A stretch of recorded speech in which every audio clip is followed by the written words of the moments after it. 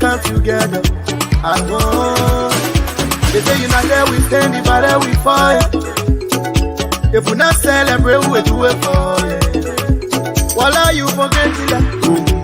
You from Lower Country, you from Maryland. Voila, you from Rewa Sessu. I'm a bastard, we own your crib, I have up on the fine way. Nabila, crib, I love Liberia, oh yeah, yeah. Free land on liberty, Liberia, oh yeah, yeah. Ah, oh yeah, yeah. I love Liberia, oh yeah, yeah. They play for me and you, Liberia, oh yeah, yeah. Ah, oh yeah, yeah. I was raised in the swamp, but I chill with my gun.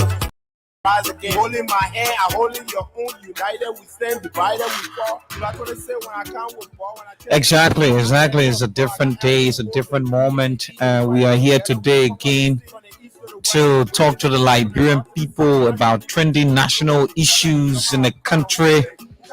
Whether you Pele, you Gobo, you Loma, you Crime. We are here to talk about Liberia tonight. This is the biggest thing happening on radio at about this time. And we'd like to officially say you're welcome to the Open Conversation. Open Conversation is a 2-hour current affairs program that talks about the major happening in the country.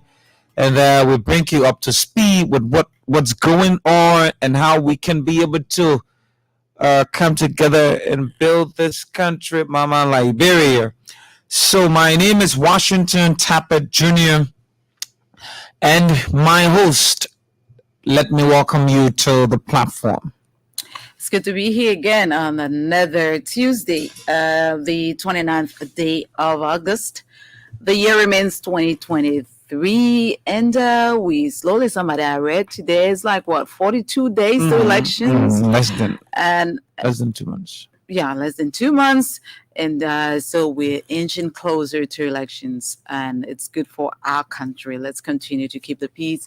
Let's continue to make sure that, we do what's best for our country, because Liberia is all we have as Liberians. So it's good to be here again on this very cool Tuesday evening in Monrovia, wherever you're joining us from, be it, Grand Bassa, Maryland, Grangie, the Nimba, Lofa. We like to say pleasant welcome to Open Conversation. And if you're joining us online, we say welcome also. Let's continue to keep the conversation civil. Exactly. Let's continue to keep it safer. So today we are going to be diving into the politics and the affairs of District number 16. 15 or 16? District number 15, 15. So today, Open Conversation has a trend. We announce our guest. We go strictly into the trending issues, and we take calls, and we entertain our guests, and we have a very spirited conversation. So today, let me give you the opportunity to tell the Liberian people who's on the platform tonight. So we have 9 people or persons contesting in district number 15. Not many. I think one of the districts where we don't have a lot of people. 9 is not, for other districts where we have 19, 20-something persons contesting. So it's not a bad number in district number 15. And so this evening on Open Conversation, we are playing host to Williamson Joseph, or Joseph E. Williamson, is one of those contesting in district number 15, and he's on the party of the All Liberia Coalition Party. It's called ACOP by Lieutenant Kamara. Okay, so we will be looking into district number 15. If you are from that district, one person who's contesting, one of the 9 persons contesting in that district, is going to answer questions this evening on Open Conversation. So what's trending? So trending issues, the court sends a DA officer, Joe Fulide, I think his name is Joe Fulide, to jail pending court trial for shooting his girlfriend, Jola Sambola Smallwood, to death. She died instantly why he was kind of merrymaking and enjoying himself. Unknowingly, he fired the arm, and the bullet went through his girlfriend, and she instantly died. And currently, he's in police custody, awaiting court trial. That's a very sad story because, listening to the news and hearing that this guy is not a certified firearm carrier, and he chose to carry firearm, and after getting drunk, he had to kill somebody, and he will have to languish behind bars if he's, judged guilty. It's just a sad thing. Why would people who, shouldn't be carrying arms carry arms? It's just a sad thing, and somebody has had to lose their life as a result of his stupidity. That's how we just characterize it. It's just a sad story, and I hope he pays dearly for his actions, because it's somebody's daughter, it's somebody's child, it's another person's mother, another person's family member who doesn't deserve to die.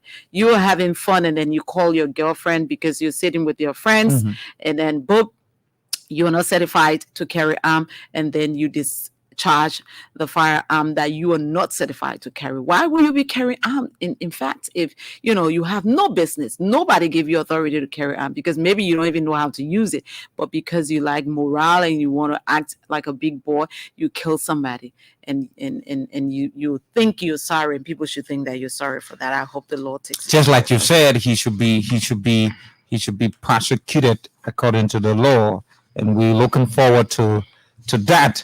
So today, from former Liberian President, Madam Sirleaf, introduced the Women Situation Room in Monrovia and provided voter civic education for people. And today I listened to her chanting about to cry. But when I think the woman I saw, what are you talking? I listened to the Oma chanting about to cry, man. I was like seriously, the Oma. And you listen to her voice, she still sounds a little much stronger. Yes, she's. I think she should be 84 now. She still.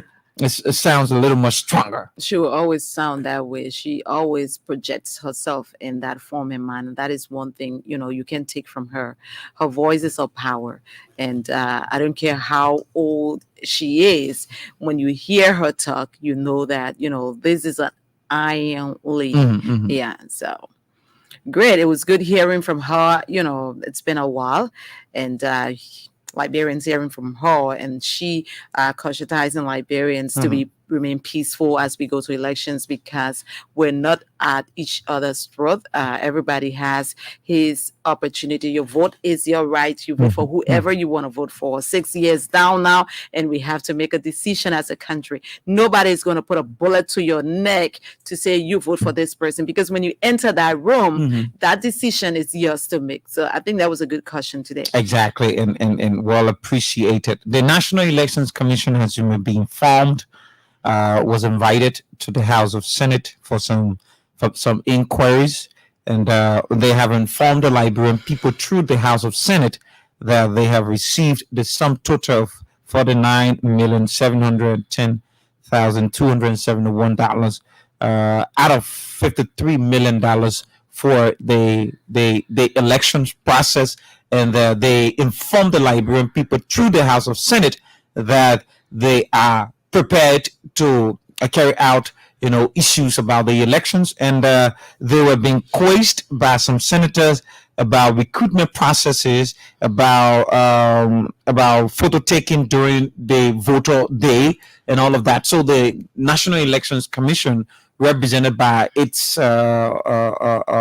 chairperson, Madam David Eto Brown Lasana, tried to say some things out to the Liberian Senate about how the National Elections Commission is prepared to conduct these elections in a sense of procurement, in a sense of recruitment, in a sense of making sure that the commission is working with the security apparatus, because that was one of the questions being asked the madam, and she said that the NEC is ensuring that it works with the security apparatus to ensure election violence are curtailed, and to ensure that we have a peaceful and a credible elections in the country. Great. At least we know now that the NEC has gotten 80% of the money, intended to do what is best for us to have a peaceful elections. I heard her talk about, ballot papers have been, procured and all of that. And she says that nobody's going to enter the voting precinct with a phone because people are not going to be allowed to take pictures, and police are going to make sure that that happens. We're hopeful that, everything goes well and smooth. It's good that every step of the way, the National Elections Commission continues to educate the public and give us, updates as it relates to how far we are with these electioneering processes, because 42 days and then we are bombing into elections. So if we're on course, that is good. I know, and I think I heard that the balance 3 million is money that they should be having in the event where we go for a run-up. So we are good as the National Elections Commission going to elections. That is good news. So before we go to our last trending issue, government lawyers, I thought we would have spoken with Aben today. Government lawyers deny scores of prospective jurors who are to serve in the murder case, the murder trial involving the former Chief Justice Gloria Musu Scott, of being obsessed and familiar with the indictees. So it's just the formality of that. So they have to do their job as, lawyers who believe that, those jurors, know more about her and they like her, and they might be, they might, what is the word? Prejudice? Yeah, case? The case might be prejudiced. Yeah. So it's their job they're doing. So we just look forward to knowing exactly, when they should have had all of the jurors and hit the nail on the head, get the ball rolling and this trial starts, because everybody is listening. All ears are on Capitol Hill to know exactly how this ends. Exactly. So finally, on trending issue, the Unity Party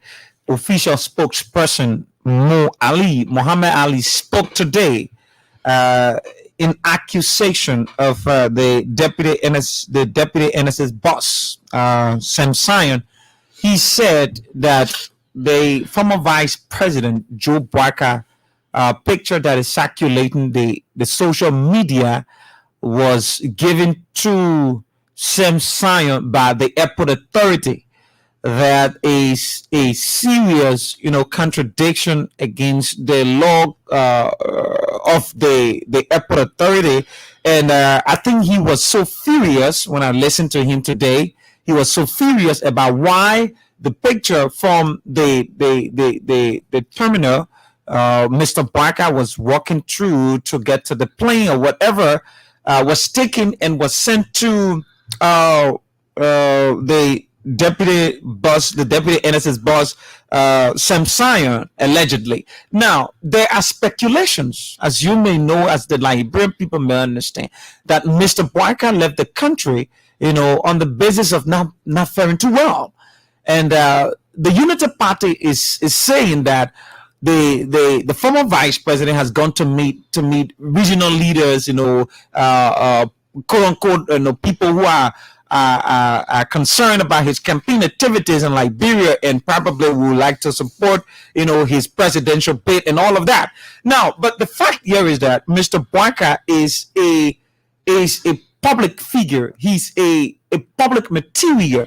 So sometimes we see when these things come up and the people say Mr. Barker has gone to America for medical checkup and all of that, you see the Unity Party comes and they are posting pictures. Oh, Mr. Barker is inserting gathering at about this time. Mr. Barker is so and so place. Now, there is this speculation as well that Mr. Barker is ill and he has gone to Ghana for medical checkup.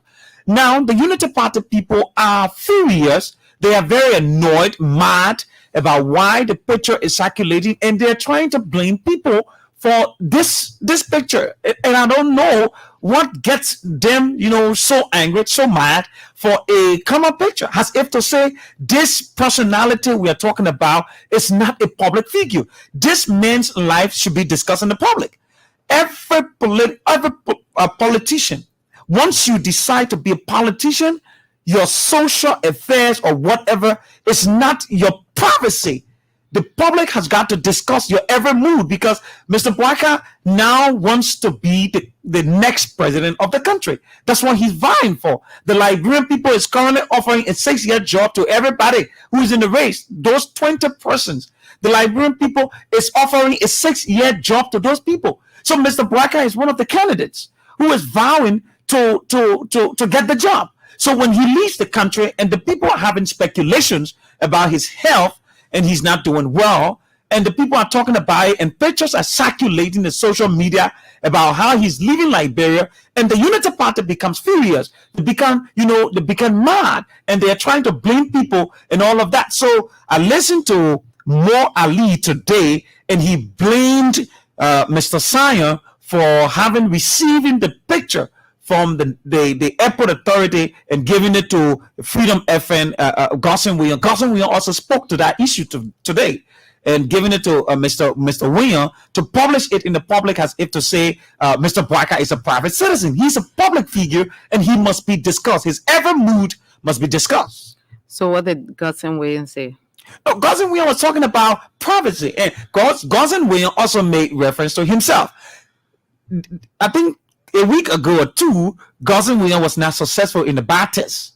And that news circulated the entire media. Say the Unity Party partisans published that all over exactly Facebook, and they made fun of him. Exactly. As if to say, all of those people who are posting that have never failed. I've never failed.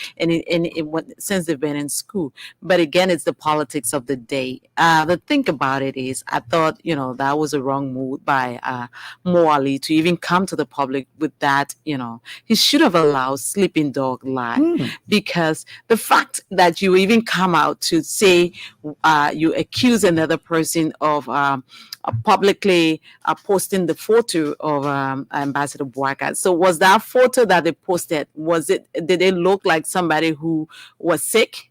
Because they are saying that Ambassador Boyka is well. If you have your standard bearer who is well and has left the country and his photo circulates on social media, what is the problem with that? Why are you so furious? When Ambassador Boyka went to America, there were speculations that he went to do surgery. Mm-hmm. When he went to the States and he was attending some meetings and then also attending his granddaughter's wedding, photos were all over Facebook. The Unity Party people were, posting those photos on Facebook. Yesterday morning, we woke up to this news that the vice president has been flown out of the country.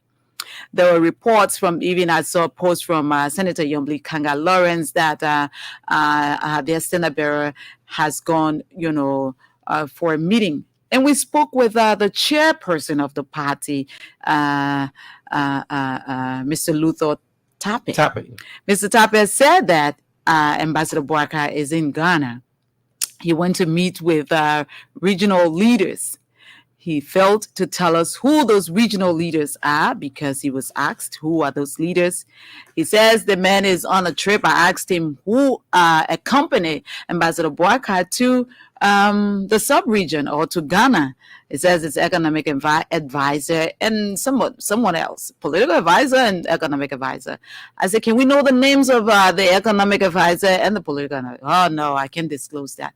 What are you hiding? They're trying to conceal. You are hiding information. If the public says that this man is not in good health and he has gone to seek medication, you are saying, no, this man is out there because there are people in the sub-region who want to talk to him, who believe that he can win the elections and there are possibilities that he can win elections, and so they want to talk to him. Who are those people? Are they spirits? You can tell us the names of those people. Who are those leaders that he's meeting with? Having said that, instead of allowing sleeping dog to lie, you come out today and say you blame another person for posting the photo. What kind of photo did they post? Did they post a photo that showed Ambassador Boyka looking sick and they're concerned that what they have told the Liberian people is not true? Because that is the only way you come back to combat somebody. If you knew that, if you know that your standard bearer is out there and he has gone to meet leaders in the sub-region, why are you furious about people posting his picture? Like you said, he's a public figure. Exactly. People want to know what's happening to him because he is perceived as the major opposition, or leader in the country. So his every move is monitored. And so when people suspect something, you say he's in good health. When people suspect that he's not in good health, they're going to publish that. So what's the big deal? I think, and I really believe that he also knows that what he did today, it just tells the Liberian people even more. It sends a different signal, because you cannot be saying to us that Ambassador Boaka is out there, he's meeting with regional leaders. We haven't seen a picture since yesterday. Today is already going down. It's after 8. We haven't seen a picture of him meeting with anybody. They should put up the pictures of, Ambassador Boaka meeting with people. There is a photo circulating on Facebook, and that photo you see only Ambassador Boaka in the photo. People were saying that this is a picture, that this is an old picture. To prove the speculation wrong, you have to give us, pictures of Ambassador Boaka meeting with people. There are reports that he went to Ghana with his 2 sons instead of hierarchies of the Unity Party. So if you're going to meet with leaders, are you going to meet with regional leaders with your sons? Because we know his wife is not here. She's in the States. She's also not faring too well, according to reports. So because if she was here, she would accompany her husband. But because she's not here, there are reports that he was accompanied by his 2 sons. You were saying he went to meet leaders. Do you go to meet regional leaders? Who are his sons in the party? What are their positions? If you went with your economic advisor, your chairman cannot tell us the name of that economic advisor who accompanied Mr. Boaka. You cannot tell us who those regional leaders he's meeting with are. There are more questions than answers the Liberian people are getting. Instead of more allowing sleeping dog to lie, then he comes back to accuse somebody of putting out pictures. So why are you furious? Are you furious because the pictures they put out there, they pit, that, the vice president, the former vice president is not well? Because that's what somebody would think about. But if you left it as it was since yesterday, because you say he's in, the sub-region, nobody will be, complaining and saying anything about it, because people will be looking forward now to see the pictures of, the former vice president. But it is what it is. So he was talking, he said, the former vice president was healthy, walking, and the picture was taken and all of that. So what's the concern if he was healthy and walking and strong and everything? You just name it. So there's no issue. You just allow the sleeping dog lie, like you said. So let's go to the lines, I think, and take a few calls and bring in our guests for tonight. These are the trending issues of the night. The numbers are 080514096. Let's take a few calls. 080514096. The numbers to call, and you'll be a part of this conversation tonight. The conversation is now opened. You can now be a part of it by putting your calls. Let's go to the lines and talk to this caller.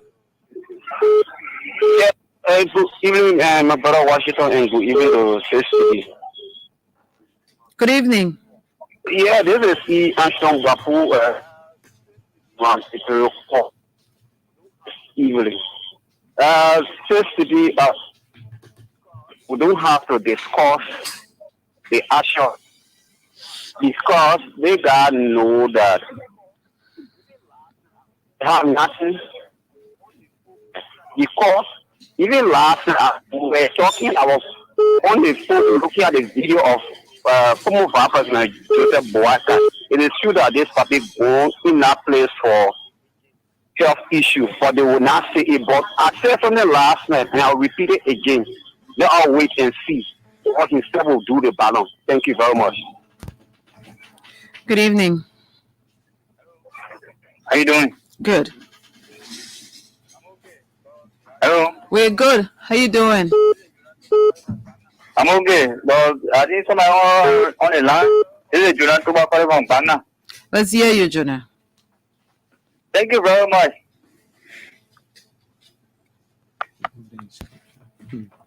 Well, Jonah, I don't know what's happening, but you left the line. Let's take this other caller. Good evening. Good evening. Good evening. Let's hear you. Yeah. Are you getting me now? You're live. Go ahead, please. Thank you.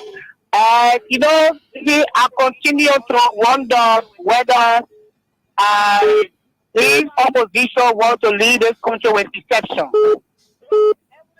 Because whenever you see the way they respond to things, they normally forget the way they criticize other people. And because of that mindset, they will always present issue on the contrary, and they don't want for people to provide clarity. So whenever you provide clarity, they are angry. The only aware that Baka is not well. The owner is not well. But the issue is that the entire United Party, they will trust one another. That's the reason why you see Baka have not gone to Nima. They don't trust one another. Okay. And the whole thing for them is that they want to force me to come on board, but it doesn't work like that. Okay. Okay, like thank you. So the whole thing about that is scared. Okay. Thank you. Good evening. Yeah, I should have put in the city. Many years ago, that's another thing I call for me. Like, I'm going to tell the United Party people put that we are not super responsible. There's all sorts of the president people, and that is the name of president talking about that. That's what all we are into our home. Now, things to be like that. And today he started president for women's time, Ali, where it was sweat.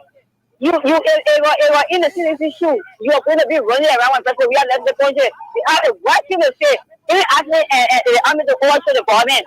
So why was something having the people that say I want to be successful, desire of be successful there? So I'm going to focus open up the other female to the incident to the by that they want to take the law and quiet life. Thank you for having me on the show. Thanks for also being a part of the program. 080-514-096 is the number to call. We take 3 more calls and then we call it a quit on this segment of the show. This is Open Conversation on ELBC Radio, 0880514-096, and you'll be live on the program. Good evening. Good evening. Yeah, good evening. What's your name and where you call from, sir? My name is Robert C.P. Gopo and I call from Sophie Community. Go ahead, sir. I just want to know something. Someone who is a public figure, like contesting for the highest seat in the country, if they have a privacy. If so, then please, I want to educate me on that. He's a public figure. Everything about him should be observed and discussed. Thank you. Take. The man's privacy is in his house. What happens in his house, we're not there. We don't know what happens. But by the time you step out of your house, you know, the public is concerned. Everybody's looking at you and they want to know what exactly is happening to you. Good evening. Hello. Good evening, sir. What's your name and where you call from? Hello. Good evening, sir. What's your name and where you call from? I'm calling from Single Village. Go ahead quickly. I'm Nancy calling from Single Village. Oh, go ahead. Is it a woman? Let's hear you, ma'am. Now, sir, please. Yes. Let's hear you. It seems like to be ready. Let's Good evening. This person. Hello. Yes. Good evening. What's your name and where you call from? Hello. What's your name and where you call from? I'm Marco Fanny calling from Marco Fanny calling from tomorrow. Go ahead, Marco. You see right now we father ELBC. The whole civil discuss together. We're discussing the issue, my brother. Hello. Let's take a break and then we entertain our.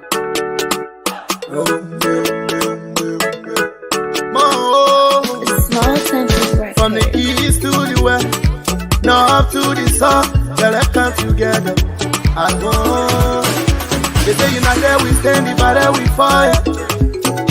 If we not celebrate, we do it for you. Voila, you forget that. You from Lower County, you from Maryland. Voila, you from Rewa. I'm about that way on your river. I'm up on the fine way. Nabila, agree welcome, agree welcome. I love Liberia, oh yeah yeah. Free land on liberty, Liberia, oh yeah yeah. Oh yeah, I love Liberia, oh yeah yeah. They play for me and you, Liberia, oh yeah yeah. Oh yeah yeah. I was raised in the slum, but I chilled with my guns. Kept it on the low, but we fought for the bones. True son of the sun, I'm a prince in my own.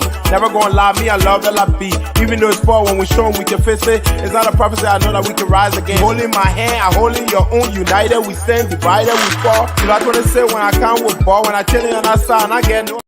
United we stand, divided we fall. You know what I say when I can't with ball. Okay, welcome back, fellow Liberians. Welcome back. It's a pleasure having you back. We have currently with us Mr. Joseph E. Williamson. He is a representative candidate in District number 15, and he's running on the ACAP ticket, the All Liberian Coalition Party's ticket. Mr. Williamson, good evening and welcome.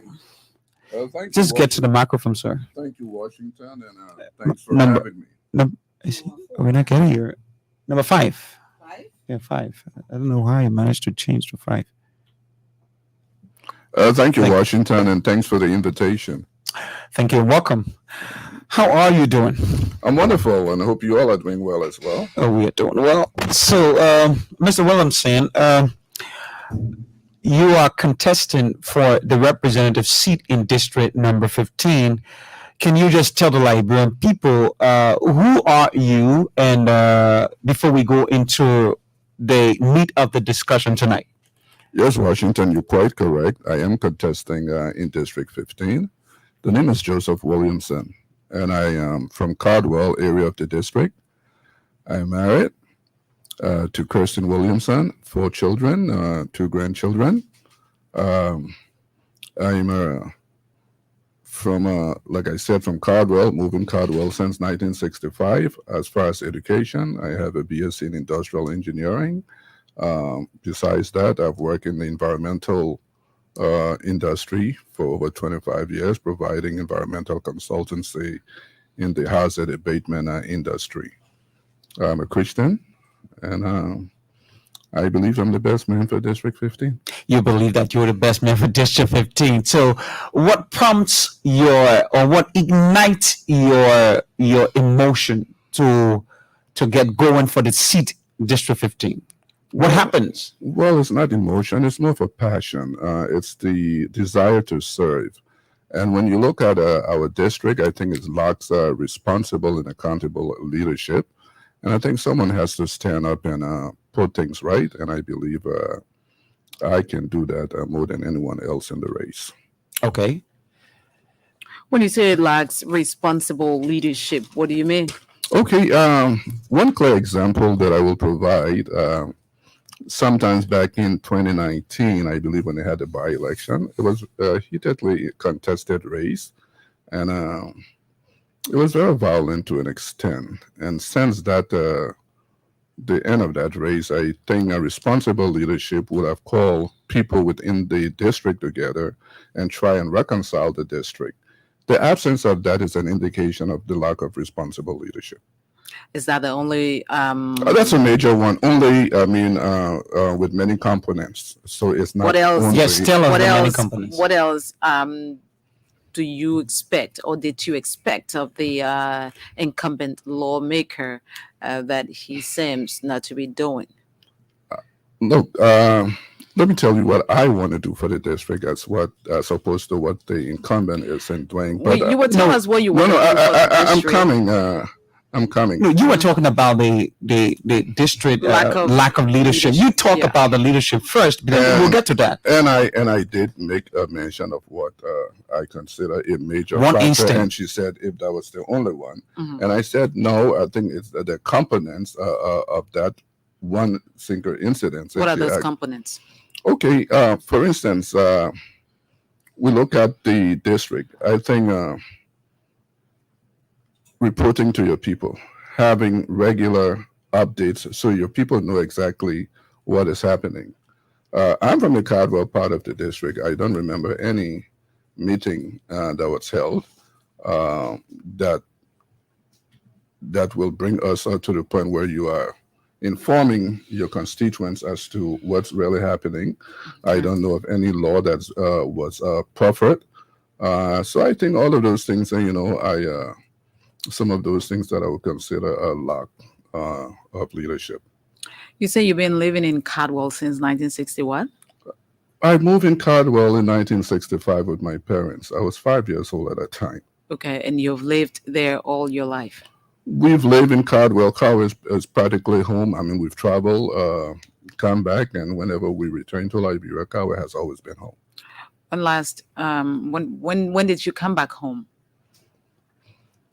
Well, I think I've always been home since 2007, and I'm always in and out of Liberia periodically. Okay.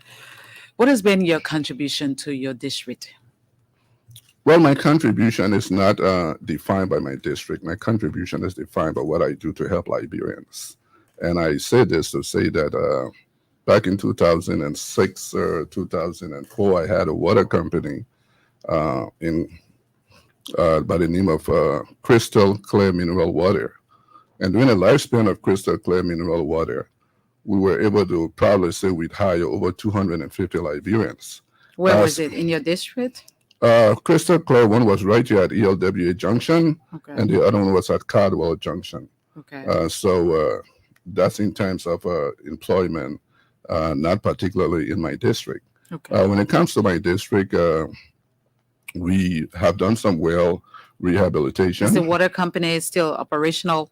No, we closed it down due to a lack of effective management, because I was shuttling back and forth in the States and in Liberia, and so we shut the water company down. And you are complaining the representative not being able to demonstrate leadership. Yeah, you shut a water company down. Yeah, well, it's a business, and it's a business decision to decide whether to carry on a situation or not to carry it on. Because do you know how many people you were depriving from drinking safe mineral water? Well, I think you should look at how many people that I provided jobs for as opposed to how many people that I deprived, because I was not the only singular Liberian providing mineral water. There were many companies providing mineral water at the time. When did you shut it down? I was shut down about 3 or 4 years after we opened it. After opening 3 or 4 years, you shut it down. So did you take into consideration those people you were taking out of job also? Mm-hmm. Look, I think when you're in business, when you do other consideration, I think the analysis comes down to what the bottom line is. So you look at both the human resource and the financial aspect of it, and then you'll make your best possible decision. Okay, so that was one was in Caldwell, one was in ELWA Junction. Point of correction, none was in Caldwell. It was at Caldwell Junction. Is it not Caldwell? No, Caldwell Junction is different from Caldwell. I hope you. Caldwell Junction is where Echo Bank is at the Caldwell Junction. It is not in Caldwell. Okay, fine. Oh, okay. Is Caldwell Junction in your district? Is in District 16, right? It's It's in 16, right? And you were running 15. So let's talk about, your district and your contribution to your district then. Okay. So I had mentioned to you, you lining it out to my district, but let me just give you the history a little bit. Because the district that we now call District 15, when I decided to run, and this time my first time running, it was District 18. When they had the demarcation on January 8 in 2011, they changed it and it became District number 15. So when you talk about district, I'll come back and tell you I did something in a provided generator in Louisiana. It was District 18. Now it transferred. Now it is you come into Caldwell, it's District 15. You're going to Logantown Market in District 2011. I provided a generator. You come into the market. To the market. Yeah. Okay. Yeah. You didn't have current at that time, and that's in 2011. Then we've sponsored a lot of sporting and academic events, such as the Spelling Bee, and then we did it for several years. I also ran a construction company at a time where we did a lot of work in Bassa and in Nimba with Mittal. And we took people from District 15 and, and took them there to provide them opportunities, something that we did because of the passion for the district. How visible are you in the district? And the reason why I keep asking these questions, our people vote for people who they interact with, Right. and that is why I'm asking, you as it relates to your involvement with people in the district and what you have done in your district. I know you might have done things in Liberia, on the overall, but you're not running to be president. That's why I am specific to your district. And I want to know how visible you are in the district. Do people know you in the district, or you are just this Mr. Williamson who comes and interacts with the people, maybe gives the market women a generator, goes back to the States or wherever you come from, and then after some time you come back again and do a small thing and go? How visible are you in the district? Well, the idea of wherever you come from, I come from Liberia to begin with. I did not come from somewhere to Liberia. I left Liberia to somewhere. So the idea of where you come from, I think it's out of place. But the question as to how well am I known in my district, I'm well known. And it's easy for me to say, but you can confirm it, if you have any interest in trying to find out the fact. Like I told you, this is not my first time I'm contesting. Is it your second or third? This is the third time, actually. Okay. So that creates some name in terms of people knowing me within the district. I think if you went into Cardwell and also into Logantown, you'll realize that the name Williamson, is very well known. Why do you think the people are not electing you? This is your third time, so you've contested 2 times. Why? What have you found out? Well, I previously told you in 2011 when I contested, we started off a race in a district known as District 18. When they did demarcation on July 8, 2011, they created a new district and they called the district District 15. It was so much bad that I did not even vote for myself, because when they did the demarcation, a lot of the areas and a lot of our strongholds went into another district. Okay. That contributed tremendously to us not winning, because it was all Arlington, it was Broadway, it was Banjo, Cardwell, Louisiana. And you couldn't come back to register in that district because the whole process was already over. Yeah. But then you ran for a second term. Yeah, not in the same district.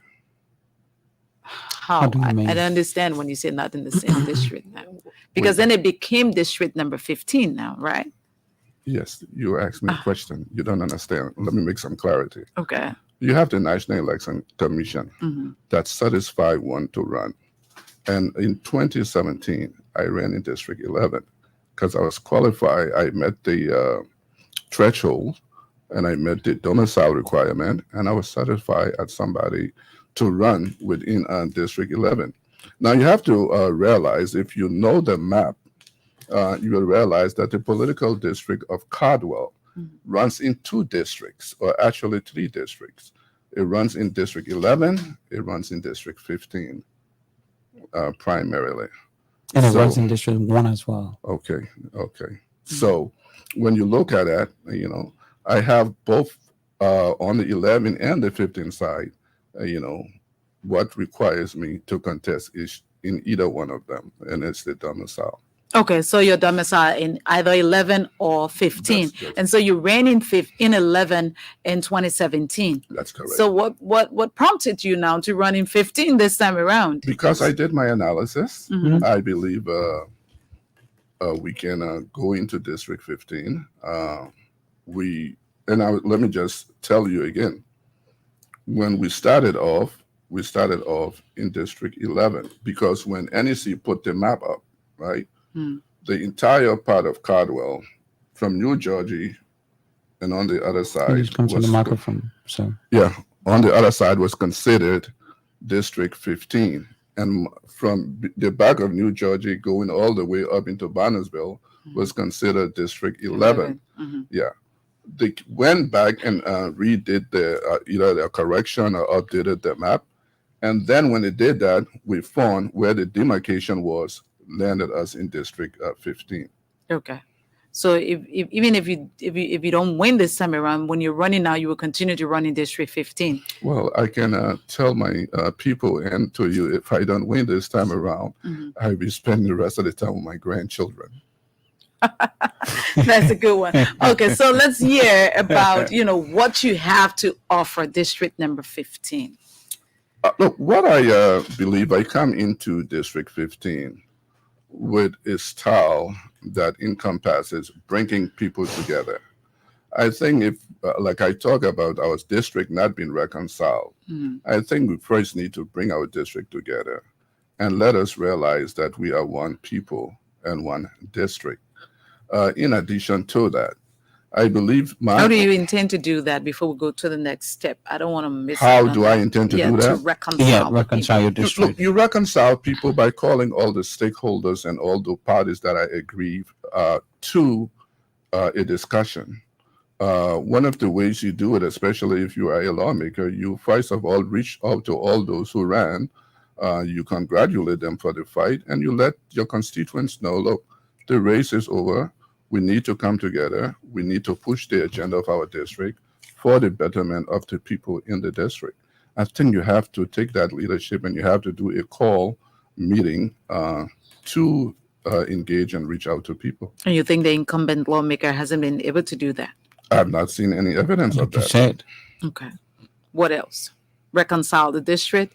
You believe that the district is not reconciled? I've said that over and over, and I will repeat it for as many times. Okay, you are in the district. We're not there. The people will call and tell us whether they are not reconciled or not. But let's hear what else. What else do you have planned for the district were they to elect you? One of the things I think that's important, and it's you look into the district, and it's not unique to the district, but what unique is the approach, such as when you look at our disadvantaged and at-risk youth. I think it's something that you really have to be committed and sincere in terms of trying to rehabilitate that segment of our society. You realize that whatever you do is not enough, because even if you rehabilitate someone, you still need to reintegrate them into the society. And by that, you have to have either skill training or you have to have things that will actually propel them into being productive citizens. And I think if we can create these kind of skill trainings, for our at-risk youth that will reintegrate them into society, I think that will be one step in the right direction. How do you intend to do that? First thing you intend to do that, you have to create programs that will treat them. We have some of these social programs where you will have to take people into these neighborhoods where they live. You have to talk to them. You have to create some of these homes where they can actually get into. When you say we have some of these programs, are you talking about personal programs? Or are you talking about? No, I don't have a personal program. Okay, so if the people of District number 15 were to elect you as their lawmaker, what is your plan as it relates to at-risk youth? Then, are you going to create a program for them? What is it? What's your intention? Well, the first thing, when the nature of the program you will be creating for at-risk youth will be one that first will help them get off the substance. One of the things, when it comes to drugs, I always like to tell people, it is not only unique to the district, but since we're speaking of my district, what we like to look at is having a program that will help to detox people, and when you have the program to detox people, the full layer of the program is by stages. You detox people, then you train them so that they don't go back or they don't slip back into the habits. Is that a personal venture you will be undertaking? I don't intend to do a personal venture. I intend to do something for the district. When I say personal, it seems as if it's something I have a passion to see happen so that we can get more people off drugs. But I don't think it's a personal venture. Where will you get the money from to do that? It's lobbying. You first advocate for them to put money in the budget. Besides money in the budget, you use your own leverage and go out and advocate for funds, for programs. And I think I can do that considering my own leverage and contacts that I've made over the last 25 or 30 years. Are Do you you have to do that only when you're a lawmaker? Or No, you don't have to do that only when you're a lawmaker, but it makes it easier, it makes it possible. Because when you're a lawmaker, you have a stage, you have an influence that you don't have when you're not a lawmaker. But you've just said that you have, people who you can talk to. Those people already know the kind of person you are. Do you have to be a lawmaker before you influence them to help people in your district? I think it makes it easier. It makes it easier. Have you ever attempted doing something like that and it became harder because you didn't have, that power as a lawmaker, and you want to, you have passion for that now, and so you want to be a lawmaker so that gets better? No, and I'm sure you understand politics and you understand leverage.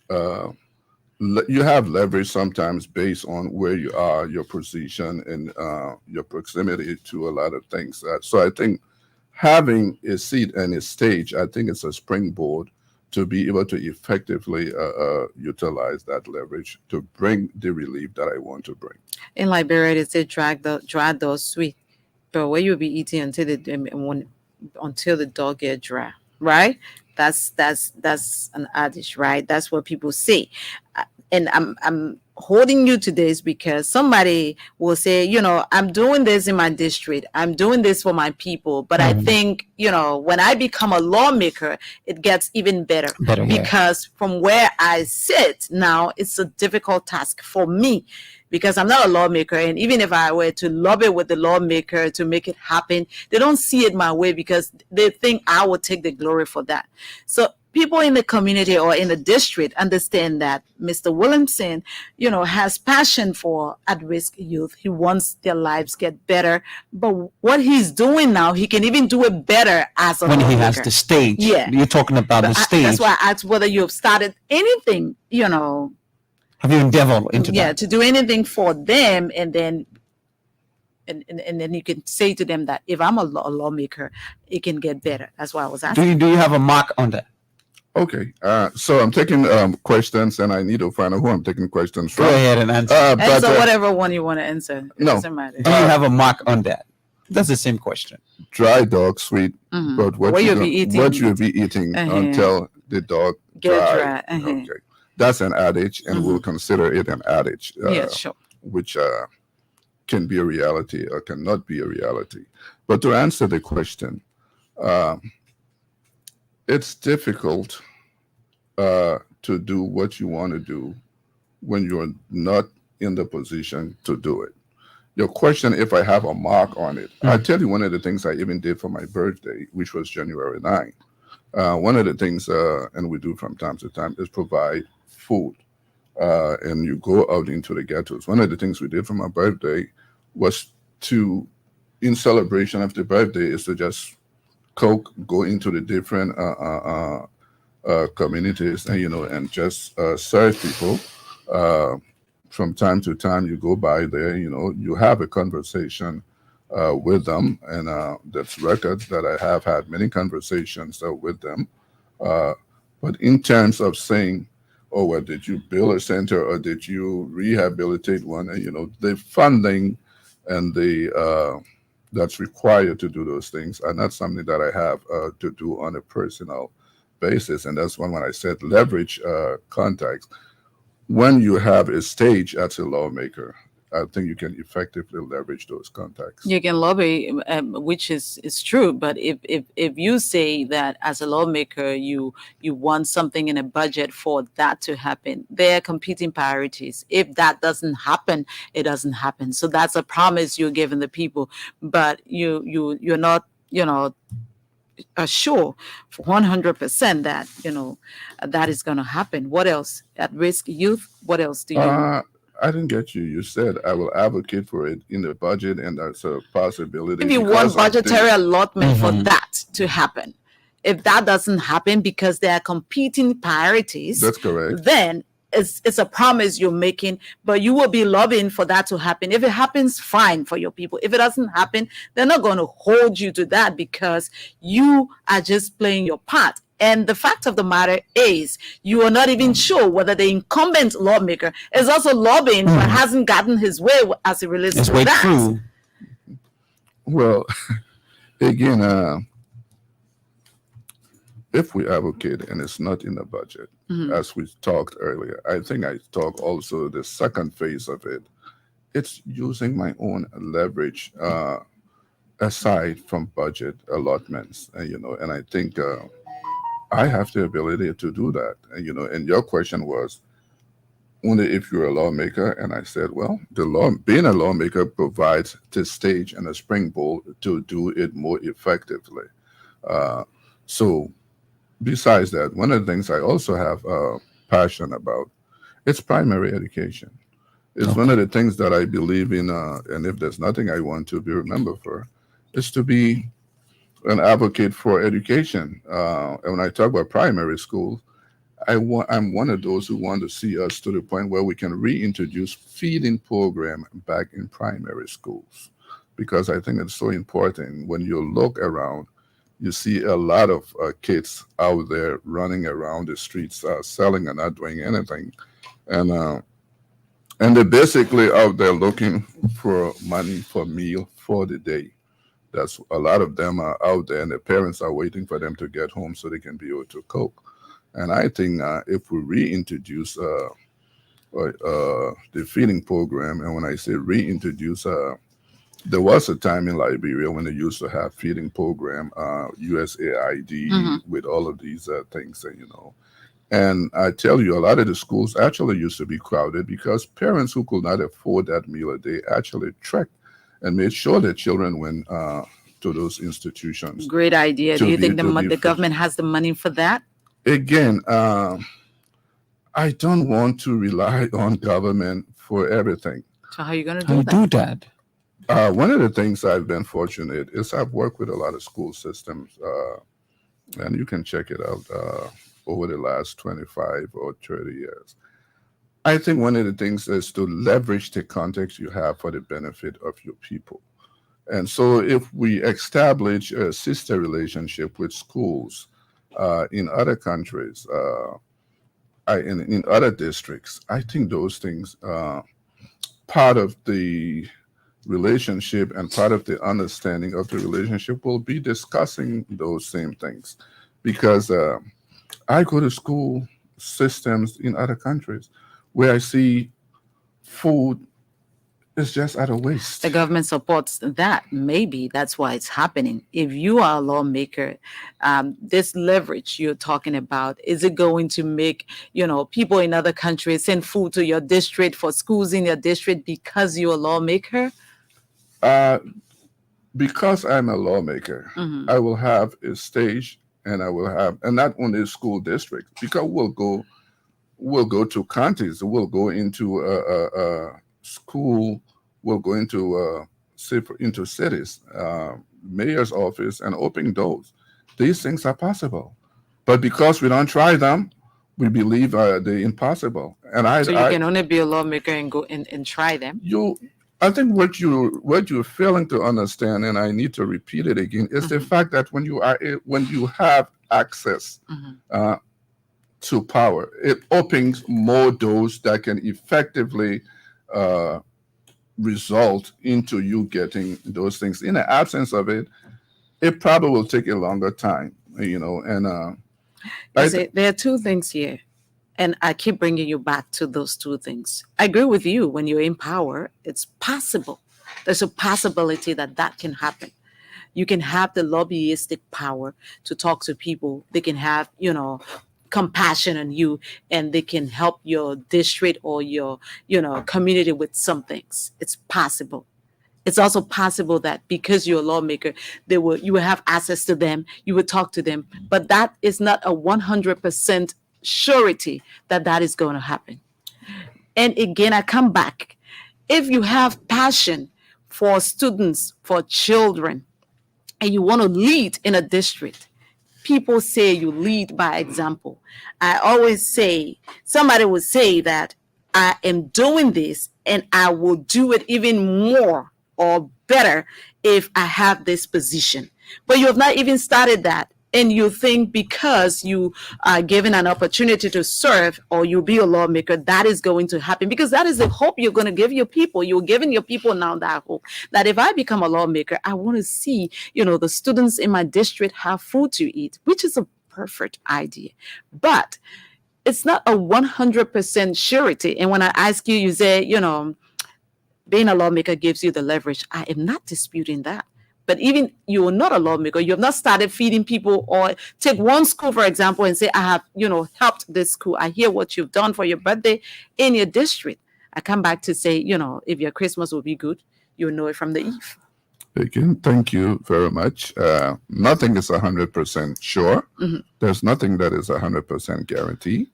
What I think that it's missing, you seem to be pushing the idea of using personal funds to do things as opposed to what can be allocated in a budget. And if it's not allocated in a budget, you can go out and lobby for it because you have an idea and you don't have the funds to implement it. Mhm. I think you're suggesting that. Not necessarily. Okay. Not necessarily. Okay. Yeah, because you have an idea. There's somebody in your district or in other districts. There are other people who have passion for certain things. That's correct. And because they have passion, they don't have the money to do it for everybody in the district, but they start small. If that person comes up and say, I want to be a lawmaker, people will say, okay, this person is doing this. And we believe that if that person has an opportunity, they have a bigger platform that they can make our lives better. That's where I'm coming from. I'm not saying you should use your personal fund. I'm also asking these questions because most of the times these people, or you people who want to be lawmakers, you always give the people this big hope. When I'm lawmaker, I want to see this happen. But it's not a 100% surety that even if you lobby for this to be in the budget, it's going to happen because there are competing priorities. It's possible it can happen. It's possible it can happen. I don't think there's any argument there. I think I do agree with you that there isn't anything 100% sure. Mhm. And there's a high likelihood that even if you advocate for it in the budget because of competing priorities, you may not get it. And this is why I keep on talking about going away from things if you don't get it. Right? It's not to have one way to skin a cat. It's to have several approaches to provide the service to your people. Okay. What else besides the education? So I just don't want us to slip on this. Okay, fine. You talk about primary feeding programs. Now, are you taking the fact of agriculture and roads into consideration? You talk about you've been to other countries in the world, and you see foods are on the campuses of some of the schools in other countries. Now, if you look at the infrastructure of this country, they have rural accessibility, they have agriculture. Are you just saying that you're going to put food on the campuses without the improvement in the agriculture sector and the rural sector of the country? How are you going to do that? How are you going to put food on the campuses? How are you going to sustain that project? Washington, thank you. Again, I think the essence of the vision is probably lost in my own, in the interpretation that you're providing.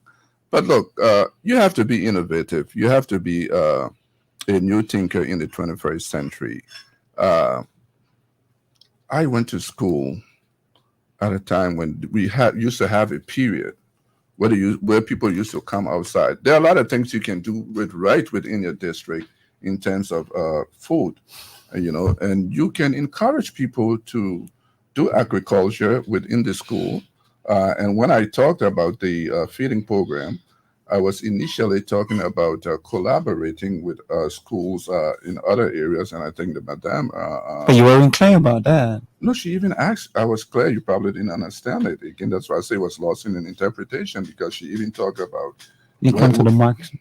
Yeah, because she even talked about where you were. If she was asking if you were bringing the food. And I said, yes, we will, all of those within the discussions and within the discussions we'll be having with different school districts in terms of the feeding program.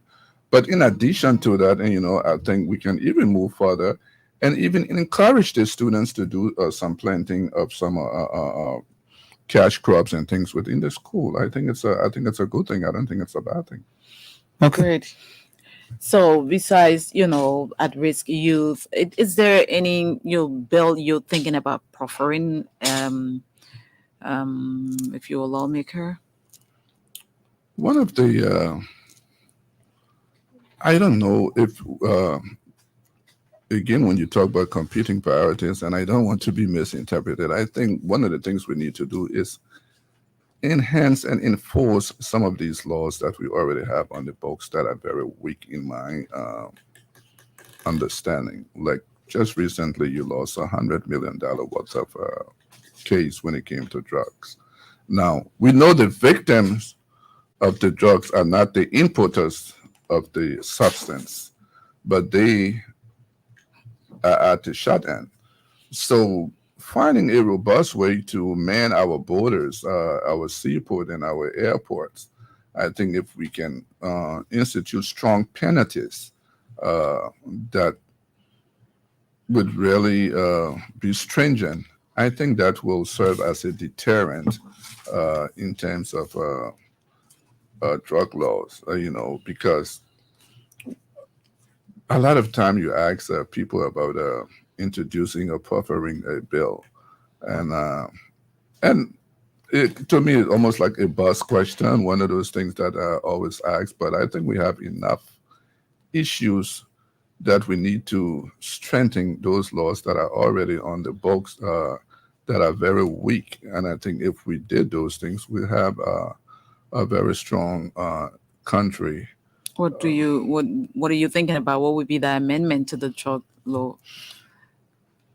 Again, I didn't talk about amendment. I talked about strengthening it and fully implementing it. And When you talk about strengthening it, what do you mean? What do I mean? Having more people and training to man our entry points.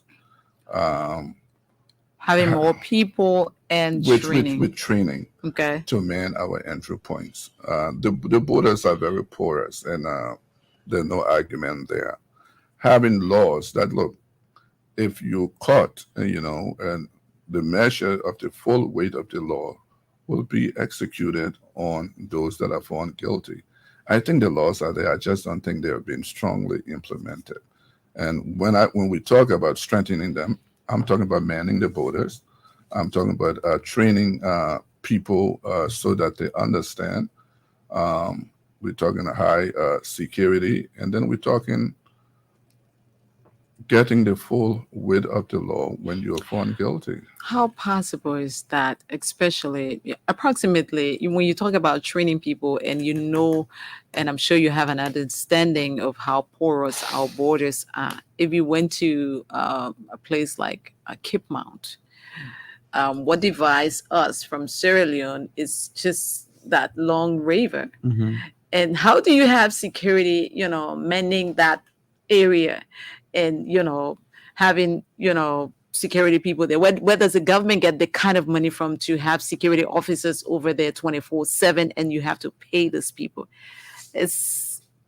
I'm just trying How do you work it out? Yeah, how does that happen? What will you be saying? How do we strengthen that kind of law? I'm puzzled. I'm puzzled because you're suggesting that we must compromise safety because we don't have money. I'm not suggesting that we compromise safety. We So have what is porous the borders. what is the How option? do you strengthen that kind of law? How do you strengthen the law to make sure that you have people there? let me tell you how you strengthen it. Mhm. Okay. Besides the training, Mhm. like I said, you live in the 21st century, Mhm. so technology is important. It plays a high part of it. Okay. You're talking about drones. You're talking about CCTVs. You're talking about a lot of technology, that you'll have to implement that can help you man these things. And you believe the government has that kind of money? The government need to find the money because the alternative to that is bad. The alternative to that is risking your safety. The alternative to that is more crime. So to suggest and that the government can find the money. They can find the money. I absolutely believe that. It's the question of priority, and it's the question of will. Because if you say we have priorities that will compromise our safety, then it begs the question, what a nation? Because the first thing is to protect your people, persons and property. So government must make that a priority. The fact that that has not been a priority, we see what happens out there. And if we don't take it as a serious thing, we ourselves will fall victim to the perpetrators. Good. Agree with you. So what else? Security. Reconciliation. The at-risk Education. youth, education, primary education, school feeding for primary students. Yeah. What else? What else on your mind? I have a 21-point platform. Okay. 21. 21-point platform. Okay. Some of the things that we have on the platform, we talk about women empowerment. And my vision of women empowerment is not what has been happening, where people go to BRAC and Access Bank and get loans, and these, I think those are enslavement. I don't think they are empowerment. Empowerment for me will be training and providing skills where people can access training to get out there, such as pastry, carpentry, tie dyeing, a skill that can live with you. I think these other aspects, they help, but I think it's more of a hand out and not a hand up. So I think providing skill training for women. How are you going to do that? How I'm going to provide skill training? Mm-hmm. Where are you going to get the money from? Or you're going to lobby? I believe, look, when you're not using your own funds and things are not in the budget, you have to consistently lobby. So maybe this is what we'll be doing in order to provide services for our people, because maybe. Certainly maybe, because we don't know what the budget would entail. I cannot be factual. So certainly it's a maybe. Have you been involved with women empowerment? From the way you explain it, have you been involved with that in your district? In 2017, when I ran in District 11, we did a small, what you call a loan out to people, very small, about 30 women, and it was not much money. I think, and it was personal money. I think 5,000 or 10,000 each person, and then even lately. In my own community. So that was 2011? 2017. In District 11. Okay. Even in my own neighborhood lately, where we're able to help people who are doing the Kobo and people who want to do other small things, we're able to help them with funding without asking for a return. To me, I don't think I look at it as a personal help. Rather than a huge empowerment initiative. You seem to be struggling. You seem to be having serious issues when it comes to these elections and your possibilities of winning, because your developments are not center-based developments. You want to lead District 17, but you're in District 11, you're in District 1, you're in District 13. You don't have a center-based or a purpose-based development plan. How are you sure you're going to win? Well, Washington, I think you're trying to make a mark out of your interview to suggest that I'm in District 1, I'm in District 13, and I'm all over the place. It simply shows that you've not done your work, because if you've done your work and you go into Caldwell, into Logantown in District 15, you will realize that I'm not all over the place, and you will realize that I do have a high possibility of winning. Your last election was in District 11. You contested in District 11. Am I right, sir? No, you're quite correct. But then why are you saying that? I just want to make a mark of the interview. No, I think you are, because you're leaving the point that I made to you about District 11 and District 15. I ran in District 15 in 2011, and I'm running in District 15 in 2023. Which part of that you don't get that you suggest that I'm struggling? I think that is the point you're making is the point for the people of the district to decide. Yeah, because if the people must vote you in power, then you must be socially connected to the people and all of these things that you were saying. What am I saying? The women empowerment, this and that, the food program and all of that. Most of these programs are conducted within the district that you're contesting. They are conducted within the district I'm contesting. That's what I'm saying. That's why you should be telling us that I'm doing this in New Georgia. I'm doing this in Tons Up. I'm doing this in Logantown, in Blowing, in other parts of the district. But you came and you make developments in District 11. You make it in District 1. Then you come in District 15. You are serving Liberian people, Washington, for God's sake. You seem to be concerned about an imaginary line that you call a district. But you want to lead an imaginary people? Some no, they're not margin. They're real people. Margin. There's a margin, right? You want to lead a particular margin of the place you want to lead. Mm-hmm. Yeah, but you cross the borders and you are here. Then you come here. You're on the ballot paper for 15. So Washington. So, but he already explained why that happened. Yeah. So Washington, of this demarcation. Will you just join me in allowing the people in District 15 to make? Can you speak to the mic, sir? Yeah, speak to the mic, sir. Yeah, thank you. And Washington, will you join me in allowing the people of District 15 to make that decision? Yeah. How many persons approximately registered to vote in district number 15? About 41, close to 42,000. What's the population of the district? The entire population of the district, I am understanding it's around 80-something thousand. And you're talking about, you're not only talking about registrants, though. The full population of the district. How prepared are you, going to these elections? I want to know what you have experienced in the district so far when it comes to violence. How prepared are you when it comes to poll watchers and all of that? Because we've got less than 45 days to elections. Mm-hmm. It's sad, but it's real that we have to be talking about election violence, but it's a reality. One of the things we try to do and tell our people is not to provoke situations, because as you go out there, people will taunt you and people will advance you. We've asked all our guys and all our people to defend themselves, but not provoke any situation. In terms of poll watching, we'll do training. We'll tell our people what to look for, what to expect, what not to expect.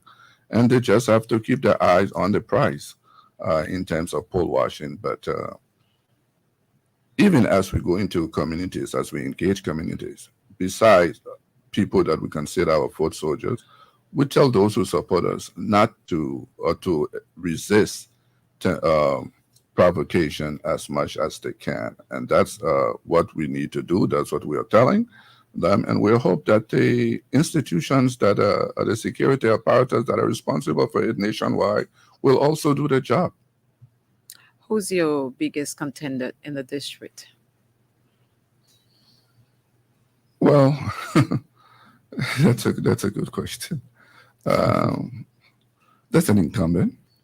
Incumbents usually have a lot to their advantage, and I would think probably that could possibly be the biggest contender.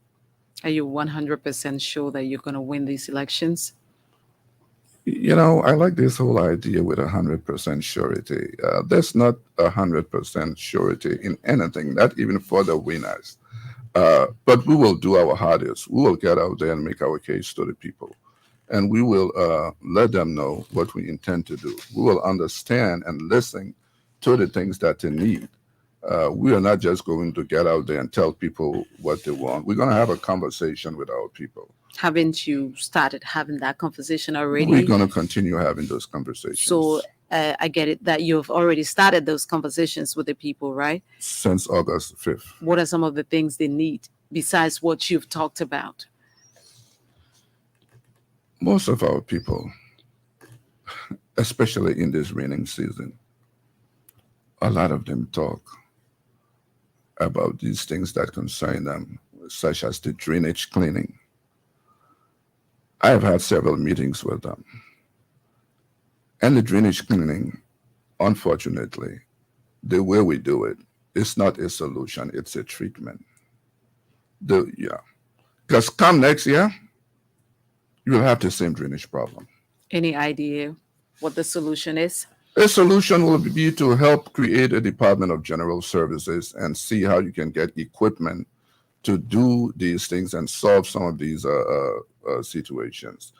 You have these small bobcats that can maneuver into these small, tight alleyways and what have you to do these things. And I've talked about these things, but let me just pitch you to it. Where will you get the money from? I haven't asked that question yet. So many times. So I don't want to say anything because you said. But let me pitch you to it. Okay. Yes, let's go ahead. And the advantage that I believe that I have is an advantage of knowing where to source things from. If you have the kind of leverage and the kind of springboard we're talking about. We see a lot of things come into this country, such as buses and all of these things. A lot of these things are not paid for. The biggest cost is the cost to transport them. You go into areas in government and surplus yards where a lot of equipment have a lifespan. And a lifespan for them still have a lifespan maybe of another 5 to 10 years that can be used here to help eliminate or alleviate some of our own challenges, such as the drainage, the garbage, and all of these things. I think from government to government, you can actually do a lot if you have the will to really help your people. I actually think I can leverage those contacts to bring those The relief. people in district number 15, what is it you're getting from them? Do they believe that you can do it? Are you getting a resounding, yes? Are they believing that you have the ability to do these things? Certainly.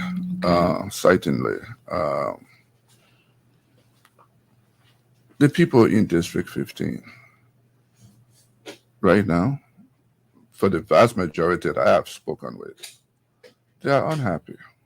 They believe they need new leadership.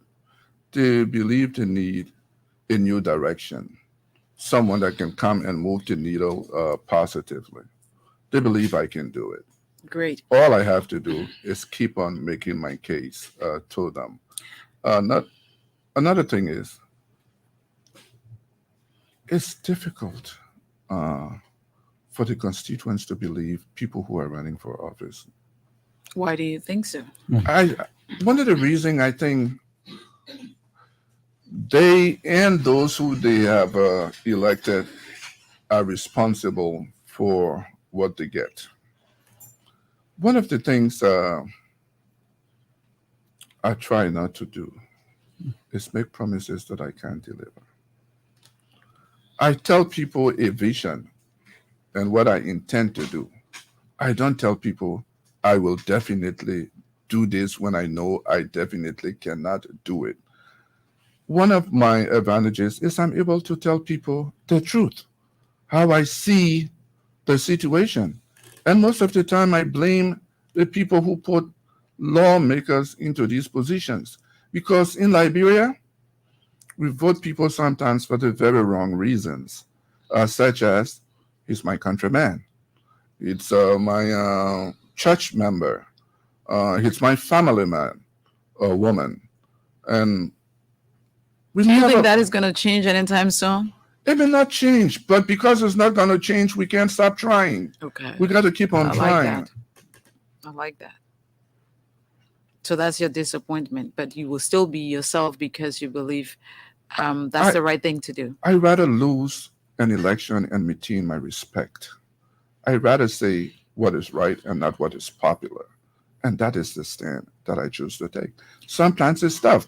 My people would tell me, oh, it's not political. And I say, well, maybe I'm not the typical political person, but I rather retain my respect and lose an election. I like that. You ran 2 times. What's the margin? You came what? Yeah, The what's your first time. position? In 2011, I believe we were 19. Contestants. Yes. Okay. And I came, I believe, 5th. Okay. I came 4th, I believe. In 2017, we're 23. And I believe I came 5th, somewhere within that. But I've always been within the top 10. For 5th. Within the top 10. Okay. And the reason I don't want to say that, because I like for you to go back and look at it, which you can pull out and see exactly where it was. So if I say I'm within the top 10 or top 7. There was a by-election in district number 15. Were you not around to contest, or you didn't think about doing that? I thought about it. Okay. And my thought was not to contest. Okay. Because it may have seemed a little difficult for you. Is that a question or is that a statement? It's a question. I think that's an assumption. Right. So he thought not to contest. I should have asked him, why didn't you contest? Yeah, he said you thought not to contest. Yes. She asked me if I thought about it. And I said, yes, I thought about it. But my thought was not to contest. Because it would have been difficult for you. That's an assumption. That's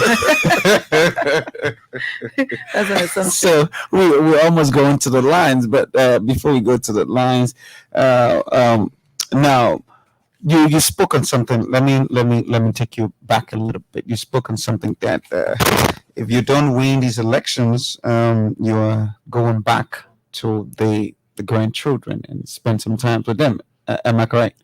No, you're not correct. I said if I don't win this election, I would spend time with my grandchildren. I did not use the word back.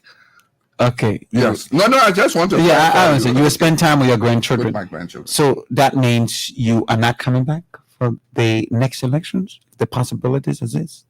You mean in terms of running? Mm-hmm. I don't believe I will have that desire at that point. I'd be 69 years old. I need to help groom younger people. Oh, okay. So that means you're taking into consideration your health, you're taking into consideration the kind of stress in the political period and all of that. No, that's your saying, not mine. I just said to you, I will want to with health or stress. I just said. But are you going to be giving in your support to your district in spite of you not aspiring for the seat? I've always given support to Liberian people. After they didn't vote you. Yes. I lost in 2011. I still remain in Cardwell. I lost 2017. I still remain in Cardwell. And I have nowhere to go. Cardwell is home. Okay. Okay, let's go to the lines now and hear from people in district number 15. Mr. Williamson. It's Williamson, right? You're quite correct. Good. Is one of those contestant on the what? ACOP ticket. Okay. I didn't ask you about ACOP, but let's hear from the people in district number 15, and when we have time, we will come back to your political party. Exactly. So 08805140096 are the numbers. Yeah, good evening, and Washington and City. Good evening. Yeah, let me say good evening to your studio guest. This is E. Armstrong Bapu, chairman for We Are One Round Victory Call from Grand Bassa District 1 this evening. City, I think it's good that you people are bringing some of our candidates on this platform, because tomorrow our people will make mistake again like what we did in Monserrado County and giving a Darrell 9 years. Because our candidate, our senior brother, the data has brought nothing in studio nothing he has discussed that. There is nothing he has done in that district. There is no good plan for that district. And I think you people are What do doing you well. consider? What do you consider as a good plan for a district? The first thing there this time around, our election is not about what I will do, is what I am doing, and I want to improve on But it. he's not in power. No, not about being in power. Not about being in power. Like What do you expect? Bana Kamara, I went in that district before. Like Abu Kamara, what he did in that district, what brought him to power today. Okay, thank you there so should be much. things that Thank people you. do in our district. Thank you very much. Thank you very much. I think he's still on. 080514096 is the number to call, and you'll be live on open conversation. Let's hear this other caller. Good evening. Hello. Good evening. Yeah, good evening, my dear brother. What's your name and where you come from? Yeah, this is Kennedy Franklin Paklokoya local calling from Monrovia. Okay. Yeah. Franklin, you're a candidate in what district? Oh, today, good afternoon, this evening. Good evening. This is Franklin local. I'm contesting in Bone County, Swakoko. Oh, okay. Okay. Franklin, let's hear you. Yes. Thank you so much. As sitting at my residence to monitor this show, but I think my father, that instead of he have not brought anything to the table to the citizen of session number 17. 15. 15. In my own right mind, I think it's discussing some other issue that he cannot go to the legislature to put the agenda of the citizen of that district. I think the best thing you need to do for the citizen to go back to the drawing board and make sure and adjust what you will be able to tell the citizen of that district to come back in studio, because what all he's saying there, I think when you have three major functions as a legislator: oversight, representation, and lawmaking. I think these are the cardinal functions. When are you coming to the studio to tell us what you're going to do for the people in Bone County? You're a candidate. I will be so glad when you invite me to come and discuss the one of the acute district in Bone County, which is Swakoko and Jirikwara district. Okay, we hope to have you soon. We hope to have you soon.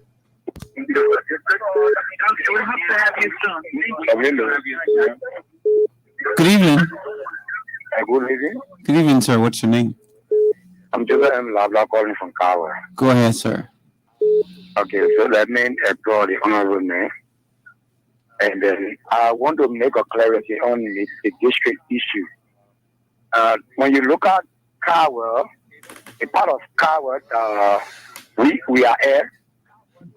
They don't stop him from running district 11. Kawa don't have a proper demarcation. Let us make this clear. What is your point? Yes, that is the point I'm making.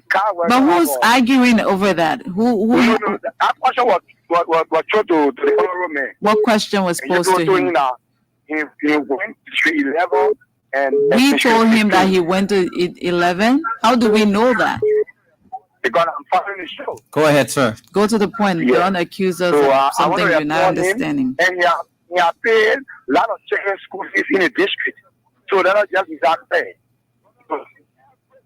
And Williams is a good man. A whom is vulnerable to everybody. All district residents. Are you there?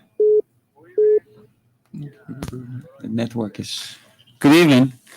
Good evening. I'm following studio there.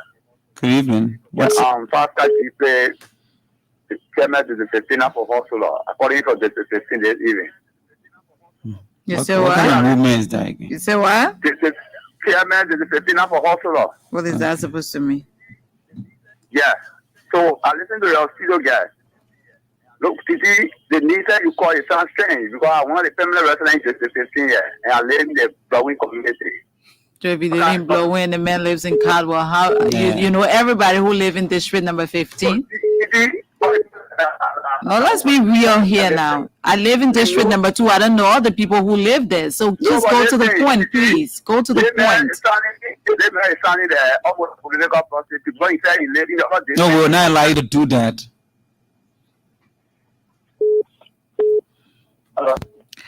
Good evening. Good evening, sir. Okay, good evening, Titi, and good evening to your assistant host. I call from Maggie. My name is Aloysius. Titi, I call to give some warning. If a candidate appears in the studio and people want to use jobs on me, cut them off, please. People should not be insulting. They don't respect people. Like the devil of disobedience is so much. That guy who left, he appeared to be rude. Thank you so much. Thank you. Good evening. Good evening. Good evening, sir. How are you? We are fine. What's your name and where you come from? Go ahead. Thank you. Somebody came here with a motorbike, come with a flyer and want to stick it on my house. So I said, okay, brother, can you tell me about this Kennedy? Well, you have nothing to say about the Kennedy. You see him in studio, he knows he is financially strong, you can hear from his wall, what have you.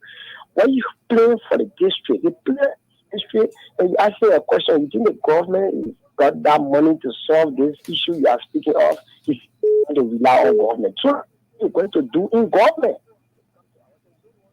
So somebody tell me, I don't know how people have to come. What district are you in? I'm in District 1. I'm in District 1. My name is Mama Koli. Oh, okay. But we following people, we don't want our people to just be voting because we should vote and we go by again, we vote. Somebody talk about that, they don't. They're like on the light, and now it keeps up. Thank you for your input. Thank you, sir. Thank you. Good evening. Good evening. Good evening, sir. What's your name and where you come from? Thank you, and thank you very much. And let me say good evening to the ELBC family for the trading work doing for Liberian people. And also good evening to distinct, knowledgeable leaders in studio. And I must say thank to them for the brilliant elaboration on the unprecedented progress of the excellency. Yeah, thank you for the magnificent recognition. For the recognition, I'm Poker Robert, and I'm a chairman for the Friends of Jefferson Tamakot for the re-election of President George Manor Developmental Oriented. We are. My leaders have said it all, and they have said it very emphatic. President will be hello. Yeah. Which radio are you listening to? I'm listening to ELBC. Who's in studio? We are intellectual movement. Really? AC Poker. Good evening. Oh, I think they're in other studio. Good evening. Good evening, sir. Hello. Good evening, sir. How you doing? Good evening. Good evening, sir. How are you? I'm good. How are you? I'm good. Hello. Sir, you're live. Please go ahead. Hello. Maybe you need to, move away from the noise. All right. My name is Tosi Seki Minisi, and I call you from Kawe. Let's hear you. Let me say thank you to your studio guest for the splendid deliberation that you have made. He said it all, and I really admire him. And I want to tell him that I'm going to give him a vote, and he's going to win. Thank you. Thank you. Thank you for being a part of the program. Good evening. Good evening. Good evening, sir. What's your name and where you come from? Oh. That person is up the line 080-514-096, and you'll be live on Open Conversation right here on ELBC Radio.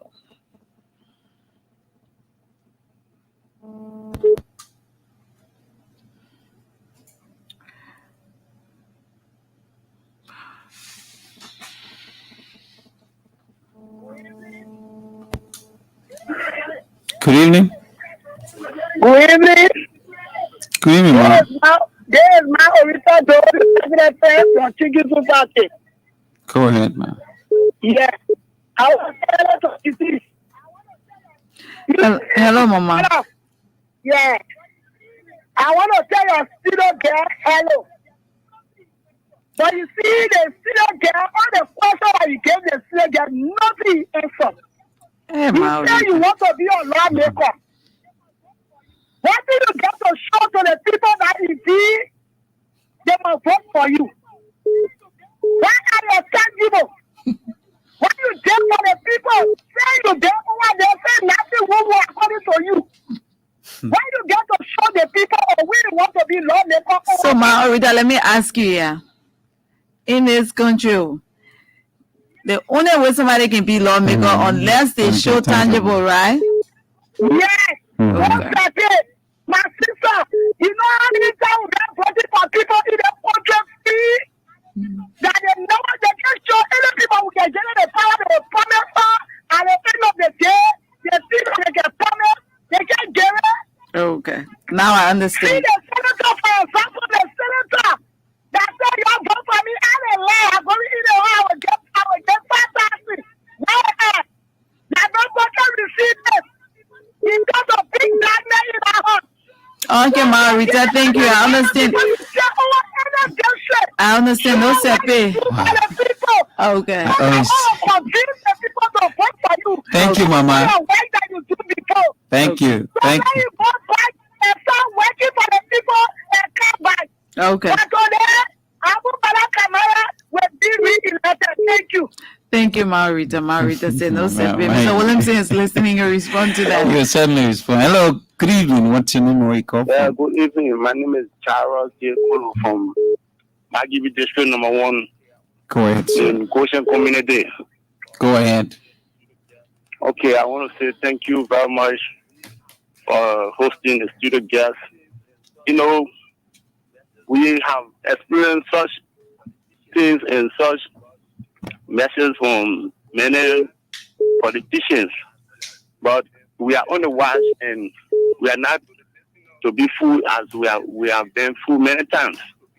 So to the listeners that are listening, I want us to be very wise in voting this time around, because for one position you see many people contesting, more than 20, 18 persons, but there will be only one winner.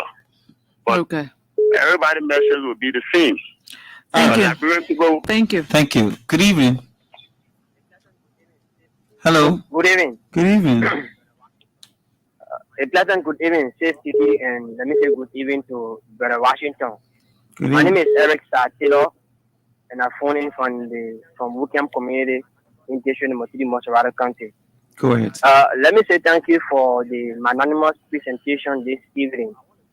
Listen to the studio guest. I listened to everything that he said, but I want to say this. Recently, that people taught us something that we should vote people with food records.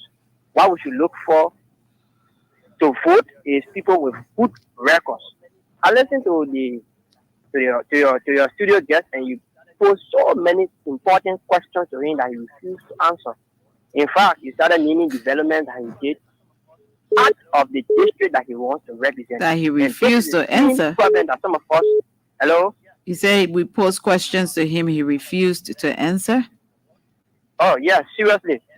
About his development in district number 1, his development in district Did he number 11. refuse to Did he answer? refuse to answer? Yeah, he did not respond to it. He didn't I followed respond the way conversation. you wanted him Yeah, to he didn't respond. respond to it. He said, yeah, but Washington should not be looking at the imaginary land. He should look at the development. But here's the point I want to make. What's your We're point? having similar situations in our district. This is what we are confronted with in our district. You have one man called Tobo Unoke who want to boss our people to carry them to development outside our district. He wants to represent district number 3. He wants and to don't do want what with your be able- people? Oh yes, he wants to boss our people, put our Boss? people in front Oh, of boss them. them. Oh, okay. Yeah. But nobody boss anybody again. I think That person it's Anthony. passed. What? It has passed. If anybody was No, bossed, they were bossed, but nobody's bossing anybody again. No, I'm not saying district 15. I'm saying in district 3. In your We district. Yes, in my district. That person This is Anthony. similar- Huh? The time has passed. I'm not getting too The clear. time has passed. Thank you. Hello. Good evening. Good evening. My name is Melvin Gay, and I call from Kawa Township. Go ahead, sir. Yeah, thank you for hosting your studio guest, and let me say thank you to the studio guest for, saying it all. Well, For the caller that said you don't know Mr. Williamson, the name Williamson is also named in the township of Caldwell. The people of Caldwell are resolved in caring that Mr. Williamson because Caldwell have been marginalized. And Mr. Williamson have been one of the individuals in the township of Caldwell that have reached out to the Caldwellians, giving them hope that they can get a perfect representation into the Liberian Parliament. So if you people don't know what Mr. Williamson have done, the best thing you can do is to ask. Mr. Williamson has contributed immensely to the Liberian society, particularly to the township of Caldwell. So the issue of Mr. Williamson being, I don't know what word he used, but we will get to that issue. But No, Mr. we're not Williamson, going back there. yeah, Mr. Williamson, you have won my vote and you have won thousands of people vote within my community. Thank you. Thank you. Okay, let's leave the calls at that and come back to you, Mr. Williamson. You listen to some of the callers. I want to ask you a question concerning your party. So let me hear your thoughts on. Yeah, some of the views coming from the callers. They talk about CP, they talk about a lot of things. How are you responding to them? Well, quite frankly, I don't think there were any questions. I think there were more or less people providing their own opinions and their own thoughts. And, you can't argue with people's opinion. You have to let them express it as they so desire.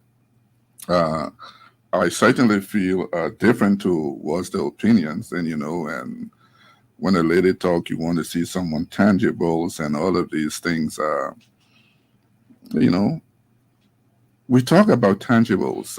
Apparently, these are not tangibles that she may consider tangibles. We talk about employment. You had another person who was expressing themselves in a different way by saying he's a political whatever, So there were various of opinion. I think the last person talked about that no self-pay, and which was a phrase that's bit was coined after the lawmaker, I think back in 2011 when we all ran together. So most of the things, I think they were not questions. I think they were almost 99% opinions. Yeah, opinions, but it also seemed as, this is something that is, registered in the minds of voters, that anybody, and I want to hear your thoughts on that, because we were talking about that and you were talking about being very truthful and not giving people any expectation that you're going to do this 100% when you're not even sure that might come to fruition, which is the right thing to do. But the perception of the voters is that you must tell them that I have done this, I've done that, and I'm going to do this, whether you're sure or not of doing it. They really don't care. What comes to your mind if you hear, voters, expressing themselves in such a way and telling you we have not seen anything tangible, though you haven't served, in that position, and they also say we don't want their pay? What comes to your mind? That we have a lot of work to do with the voters. We have a lot of reaching out to do, and when you go around. First thing, let us say a lot of the callers who call were not even people within the districts, So that into consideration. But I always look at it as whatever happened in this district is probably a microcosm of what happens in other districts. We have a problem as a nation. And maybe that's why I keep on saying, I'd rather keep my integrity and lose an election. And some of my voters would not like to hear that but someone else also called. And they said what Tukbanati Pote said. It was voter integrity, character, and truthfulness. Those are the lines I want to tread on. Not these things where people talk about tangibles, and these tangibles are not seen until election time, as if we are saving souls during elections. As if you're what? Saving souls. That's another one. During elections. But I think we have a lot of work to do in educating our people. And I think when I told you about my 21-point plan, part of it was civic education that we need to put back into schools. Because a lot of people vote for the wrong reasons. And at the end of the day, you hear them complaining. And what I usually tell people, why complain?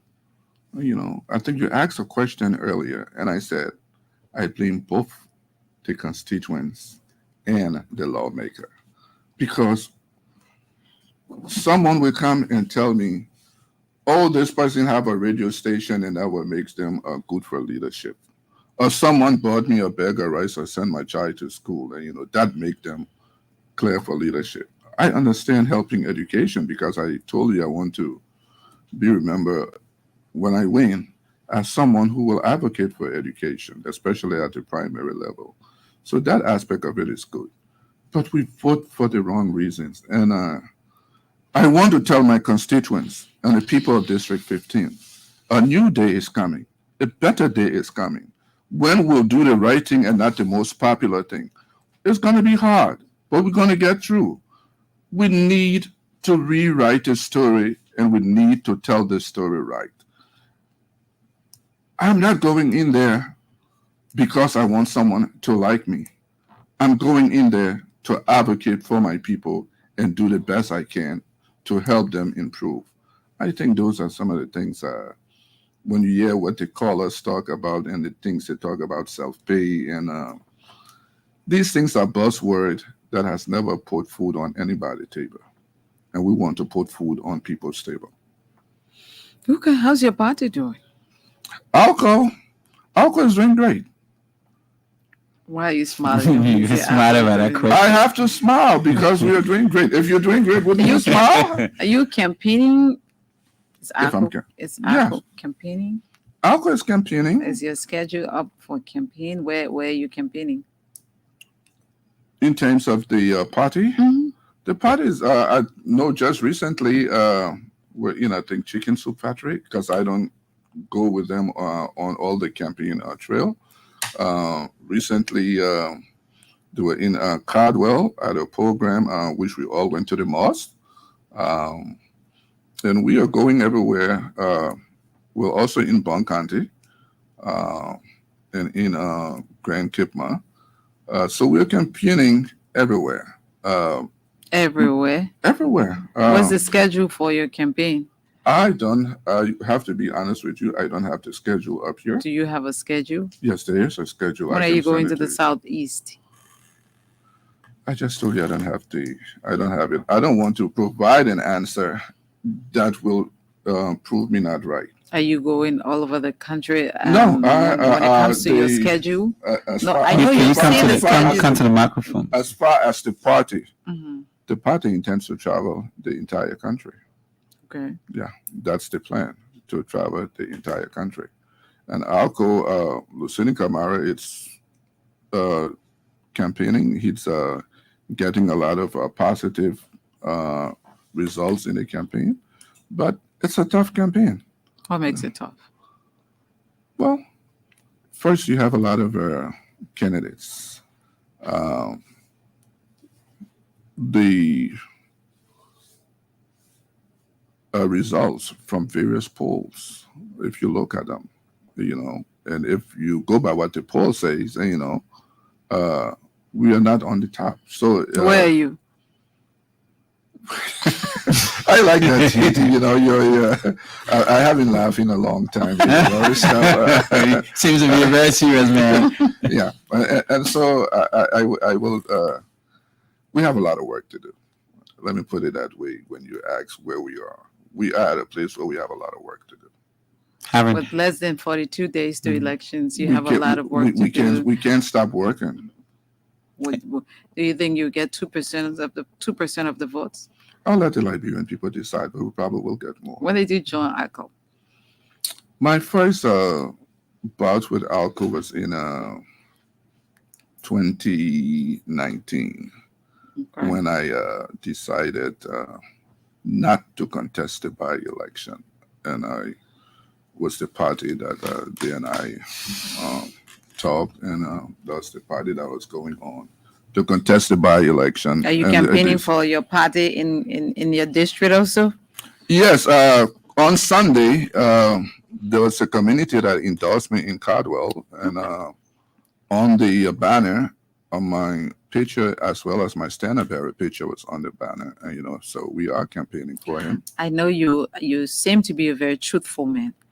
What are your constituents telling you? That, okay, Papi will vote for you, but for presidency, we're not too sure about your man, right? Well, you're asking me a trick question. But no. Your voter's mind. No, your assumption is not totally wrong, but it's not only unique because my supporters are people cut across. Okay. Seditians, people from Unity Party, people from CPP, from everywhere. Where they tell you, look, we have confidence in you, and we'll support your candidacy, but we'll support who our president is, and you will have auxiliaries and all of these things around. So it's not only unique; it's cut across. Totally agree. Do you make any attempt to kind of convince them, or you're okay with them saying we'll support you and when it comes to the presidency,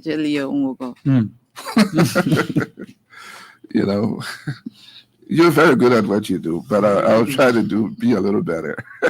So let's not let this slip away. Let him answer that question, then you're very whatever. good. Yeah, no, the question of me convincing people as to voting for my candidate, I do it, and a lot of them have their own opinions. Okay. And I let their opinion remain as they are, because we realize your party is not going anywhere. Well, not because I know that or don't know that, but simply because those that support me just come from a wide background, and that have decided, hey, I'm from Unity Party, I'm going to support my Standard-bearer. I'm from CDC, I'm going to support my Standard-bearer. I'm from, Okay. But as far as representative, I'm going to give it to you because we believe you're the caliber of person we need to support us. You might get elected and you don't have any other, you just be that lawmaker. Yeah. Not only lawmaker from ARCO. Yeah, something like that. But anyway, let's not let this slip. You pour out confidence that you are certain about winning the election. So, in case you win these elections, will you be able to serve just a term and then let other leadership come in? The thing is, it's not to jump ahead of yourself.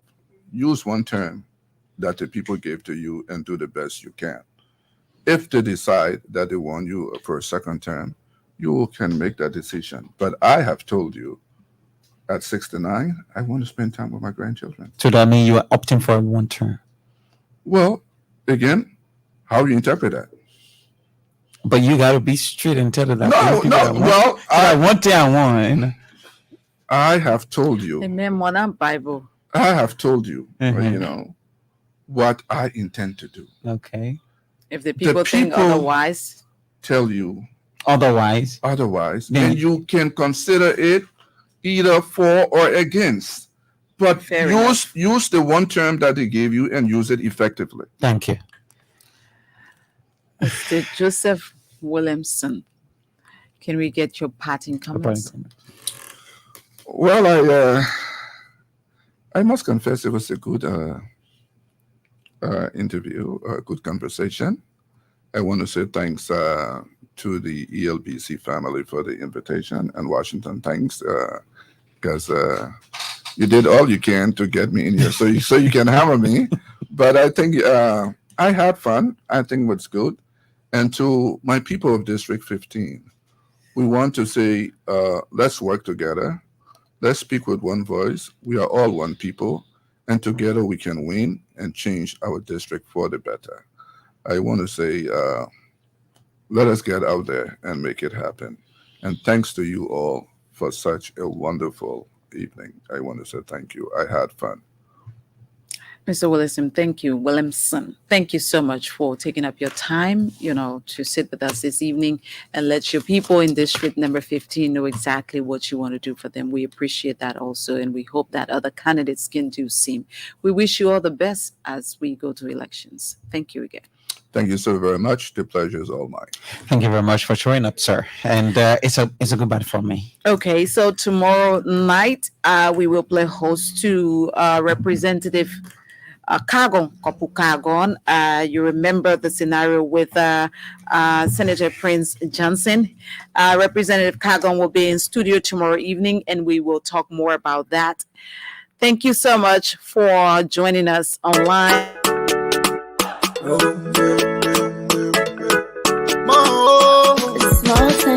From the east to the west, north to the south, let's come together.